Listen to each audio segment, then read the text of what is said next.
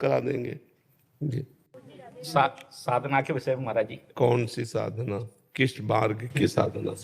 राम जी के उपासक हैं हम लोग। हाँ, तो राम जी की उपासना के लिए उठते बैठते चलते फिरते खाते पीते यदि राम राम राम राम राम नाम चल रहा है निरंतर, तो इससे बढ़कर कोई साधना नहीं है। ये कलिकाल मलायतन मन कर देख विचार, श्री रघुनाथ नाम बिन नाहिन आन आधार।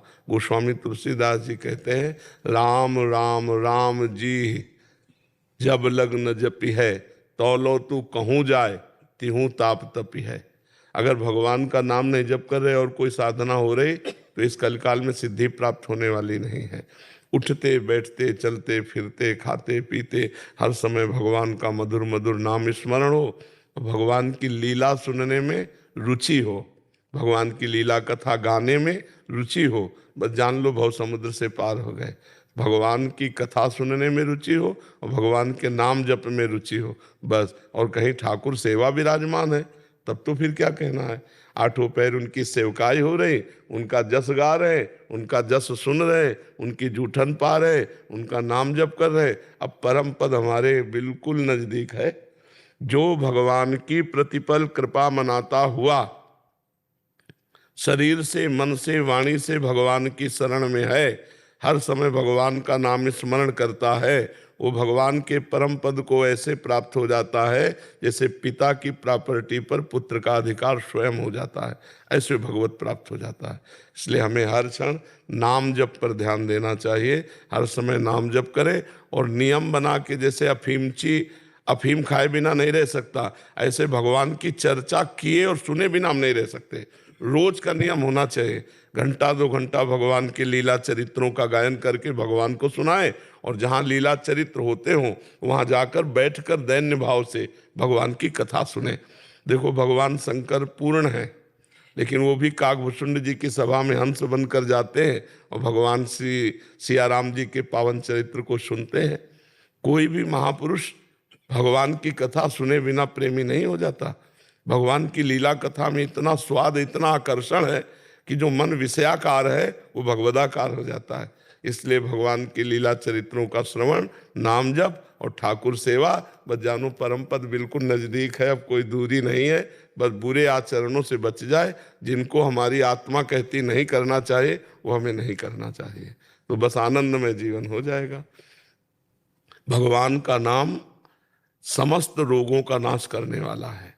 भवरोग का तो है ही, समस्त रोग, चाहे जितना भयानक शरीर में पीड़ा हो और राम राम राम राम सुमिरन चल रहा तो आप पीड़ा सह जाओगे। अगर नाम नहीं चल रहा तो पीड़ा हो या ना हो, ये पीड़ा देते ही रहेंगे। काम क्रोध लोभ मोह मद मत्सर ये हृदय को जलाते ही रहेंगे। इसलिए जासु नाम भव भेषज हरन घोर त्रयशूल, सोई कृपाल तो ही मोहि पर राय सदा अनुकूल। भगवान सदैव कृपालु रहे कि उनका नाम हमारी जिह्वा पे चलता रहे। महाराज जी, नाम तो चलता है, लेकिन चोर इतने मन में सोचते हैं कि पानी भी लिए तो भगवान का नाम लेके मंत्र, लेकिन खाना भी खाते हैं, एक और चला जाए ये बात, तब याद आता है कि भोग नहीं लगाए।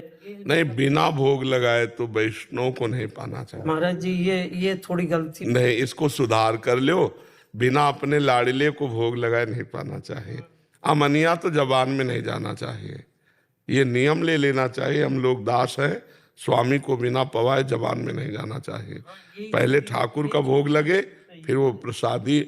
अगर हमारे पास समय नहीं है तो हम प्रसाद रख ले, कुछ मेवा आदि का भोग लगा के, तो पहले प्रसाद डाल के पहले प्रसाद चखे, फिर वो पावे, अमनिया ना पावे। ये प्रार्थना है। यदि अमनिया पाओगे तो बुद्धि मतलब पतित हो जाएगी, भगवत मार्ग में आगे नहीं बढ़ेगी। जल भी उनका नाम जोर से लो और भाव से अर्पित करो तब पियो। मान लो जल लिया और पहले जयकार बोली और फिर प्रभु को अर्पित किया, फिर पान कर गए। ऐसी क्षमता प्रदान कर दो माता। हाँ, नहीं, अब आज से नियम ले लो, आज से नियम ले लो कि बिना भगवान को भोग लगाए नहीं पाएंगे। अगर मान लो ठाकुर प्रगट में नहीं विराजमान है तो भोग सामने आया, थाल, आंख मूंदो, सियाराम जी का चिंतन करो, उनको अर्पित करो, फिर जय जयकार करके पा लो। भगवान को अर्पित करके ही पाओ जी। राधे राधे। महाराज जी ये कह रहे हैं कि धर्म संकट में है, ये अपने माता पिता के साथ रहते हैं, बट ये तीनों भाई इनके पिताजी के व्यवहार से बहुत दुखी थे और इनके पिताजी अभद्र व्यवहार करते हैं इनकी माताजी के प्रति। तो इन्होंने उनको डांटा और बुरा भला कहा तो वो घर छोड़ के चले गए। फिर किसी ने मना के उनको फिर से ले आए और फिर वही काम करने लग गए, तो इन्होंने फिर डांटा तो फिर वो घर से चले गए। तो महाराज जी कह रहे हैं जिसका आरोप मुझ पे लगा है कि अभी आपकी वजह से पिताजी चले गए, महाराज जी पाप लगने से बच सकूं अभी, या मेरे से गलती हुई है अब पिताजी? बढ़िया है, कह दो संन्यास ले लो तुम जवान लड़के हो गए, अम्मा को मारे ना। कह रहे बहुत गंदी गंदी गालियां और अभद्र व्यवहार माता के साथ कर। अरे माँ है, अब ठीक है आपकी पत्नी है तो आप थोड़ा 2-4 शब्द कभी कड़ुए बोल दिए, कोई बात बिगड़ गई। अब ऐसे थोड़ी कि पशु की तरह तुम मारो। महाराज जी वो क्या है, हम बचपन से आज तक यही चीजें देखते आए हैं, तो 28 साल के हो गए हम। हाँ बिल्कुल, हमने पहली बार ऐसा किया है पिताजी के साथ कि उन्हें जवाब दिया है कि अब बस करिए। बिल्कुल बिल्कुल दे देना चाहिए, अच्छे से जवाब दे देना चाहिए। हम इस बात में बिल्कुल पक्ष में हैं आपकी। ऐसा नहीं कि माँ के साथ अत्याचार हो, ऐसा नहीं, बिल्कुल ना आवे, बिल्कुल ना आवे, तू चिंता मत कर। अगर माँ भी नहीं रहना चाहती तब तो और तुम्हारे प्लस में हो गया, कोई बात नहीं, करने दो, लेबरी खाने पीने दो उसको, दिमाग ठंडा हो जाएगा। उनके पास क्या है अभी प्रॉपर्टी का वो है, तो इस वहम में है कि बच्चे प्रॉपर्टी के लालच में माँ को छोड़ के हमारी सेवा करेंगे। वो ये चाहते हैं कि प्रॉपर्टी ना भी मिले तो तुम जवान हो, 500 रुपया लेबरी का मिलता है, खूब कमा करके खवाओ बच्चे माँ को। ना हमें प्रॉपर्टी की कोई इच्छा नहीं है कि कोई बात नहीं, लेकिन हम इस बात पे नहीं कभी तैयार होंगे। हाँ, उचित व्यवहार जो पति पत्नी का है वो तो फिर हम नहीं बोलेंगे बीच में, लेकिन राक्षसी स्वभाव तुम तो फिर ठीक नहीं है, फिर ठीक नहीं है। फिर माँ प्रथम है, पिता द्वितीय में है। पहले गुरु माँ है, द्वितीय पिता है। अगर पिता माँ के साथ अत्याचार करता है तो जब तक बालक थे तो बालक, अब जवान हो, अब आप उसकी रक्षा करो। ऐसे निकृष्ट, देखो प्रहलाद जी ने साष्टांग दंडवत किया हिरण्यकश्यप को, उसने गोद में उठाया, पूछा बेटा तुम्हें क्या अच्छा लगता है, तो उनका भगवान श्री हरि की नवधा भक्ति, उठा के पटक दिया नीचे प्रहलाद जी को, क्योंकि वो भगवान से द्वेष करता। फिर पिताश्री नहीं कहा दैत्यराज, ऐसे कह के संबोधन किया, दैत्यराज 5 वर्ष का बालक, बिल्कुल नहीं डरा। तो ऐसे अगर धर्म के विरुद्ध पिता का आचरण हो तो हम उसका साथ नहीं देंगे। महाराज जी इसमें जैसे हमारे दिल में ये रहता है कि पिताजी की भी सेवा हो सके, माताजी की भी हो सके, मगर ये उत्तम बात है, ये उत्तम बात है, लेकिन यदि वो ऐसे आचरण करते हैं तो कैसे हो सकता है? फिर उनको अपने कर्मों का फल भोगना पड़ेगा। आप माता के पक्ष में रहो, उसको दुलार करते रहो, और जब पिताजी अस्वस्थ हो जाएं, किसी कोई सेवा लायक न रहे तो उनको उठा लाओ, उनकी खूब सेवा करो, उनको खवाओ पियाओ, लेकिन जब तक वो डंडा चलाने लायक है तब तक चलो बाहर रखो, कि वो माता को ना पीटे। हाँ, जीवन हो गया पीटते हुए, अब तुम लोग सयाने हुए, अब बुढ़ापा भी पीटे तो किस काम का फिर? ठीक है। श्रद्धा जैन जी, नोएडा से। राधे राधे महाराज। राधे राधे महाराज जी, आपके चरणों में कोटि कोटि प्रणाम। महाराज जी, भौतिक जगत को लेकर मेरे कई सपने हैं, लेकिन मैं उन्हें भगवत मार्ग पर चलते हुए ईमानदारी और अच्छे कर्म व अच्छा आचरण करते हुए पूरा करना चाहती हूँ। लेकिन मुझे कैसे पता चले कि मेरे प्रयास काफी हैं या नहीं? जैसे 2 कामनाएं हैं तो लगता है 2 पूर्ण हो जाए, मैं निहाल हो जाऊंगी तो 4 मिलेंगी। जब 2 पे कदम रख दोगी तो 4 आपको खड़ी मिलेंगी। ये 4 बातें संभल जाए फिर मैं शांत हो, 8 मिलेंगी। ये माया है। आज तक कोई ऐसे नहीं कह सकता कि मैं पूर्ण हो गया। वो वही कह सकता है जो भगवान को प्राप्त हो गया है। भगवान की प्राप्ति की बात सोचो तो सब कामनाएं अपने आप पूर्ण और शांत हो जाएंगी, और कामनाओं की पूर्णता के लिए भगवान को भजोगे तो कभी कामनाएं शांत नहीं होंगी। कि भाई हम ये दान पुण्य कर लें, ये भगवान के लिए माला जप लें तो हमारी कामनाएं, मान सकते हैं कि जो कामना तुम मान रहे हो उसकी केवल पूर्ति हो जाए तो 4 कामनाएं और खड़ी हो जाएंगी। बिन संतोष न काम न साही, और अछत काम सुख सपने नाही। जब तक संतोष रूपी बात नहीं आती तब तक कामनाएं शांत नहीं होती। संतोष जथा लाभ, जैसी परिस्थिति है, बड़ी कृपा भगवान की है। हे भगवान, मैं एक बात मांग रही हूँ कि कभी मैं आपको भूलूं नहीं, बस नाथ अगर भूल से भी मैं कुछ और मांगूं तो देना नहीं, हमारी ये बात पूर्ण कर दो कि मैं आपको भूल, और जो भगवान के चिंतन में है उसकी सारी कामनाएं पूर्ण हो जाती हैं। ऐसे कोई आज तक नहीं सफल हो पाया। अपने पुत्र की 1000 वर्ष आयु लेकर महाराज ययाति भोगे, फिर भी उनको तृप्ति नहीं हुई। कामनाओं की पूर्णता कभी हो ही नहीं सकती।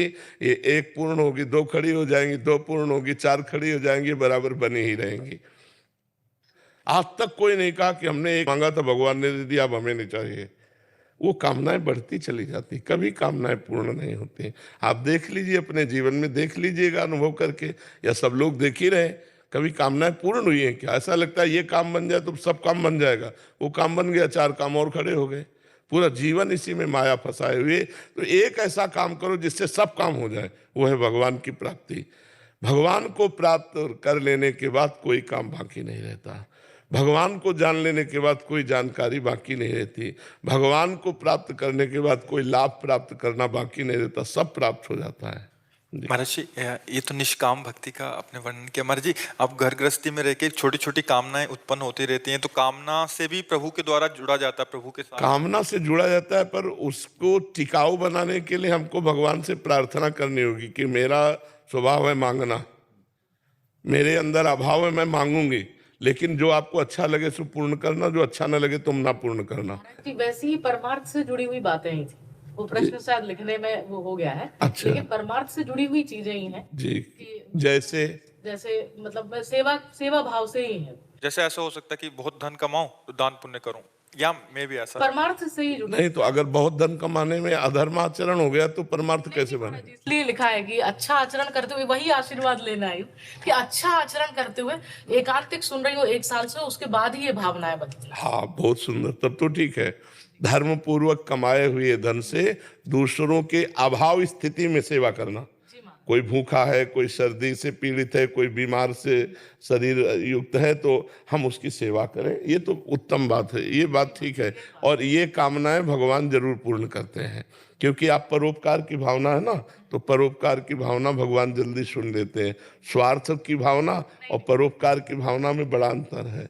तो परोपकार की भावना में बढ़िया है, उत्तम बात है। नाम जप करो और धर्म पूर्वक धन कमाओ और दूसरों का उपकार करो, अच्छी बात है। महाराज जी, लेकिन नाम जप उतना नहीं हो पाता, आपका राधा रानी का स्मरण हर समय रहता है, लेकिन नाम जप नहीं। और भजन किसे कहते हैं? स्मरण होना ही तो भजन है। यस्य स्मरण मात्रेण जन्म संसार बंधनात् विमुच्यते नमस्तस्मै विष्णवे प्रविष्णवे। जिनका सतत स्मरण हो रहा है, चाहे वो संत हो, भगवंत हो, चाहे गुरु हो, चाहे इष्ट हो, तो एक ही चीज है, संसार के चिंतन से हमारा मन हट करके भगवान और भक्त का चिंतन करने लगे, यही बड़ी बात।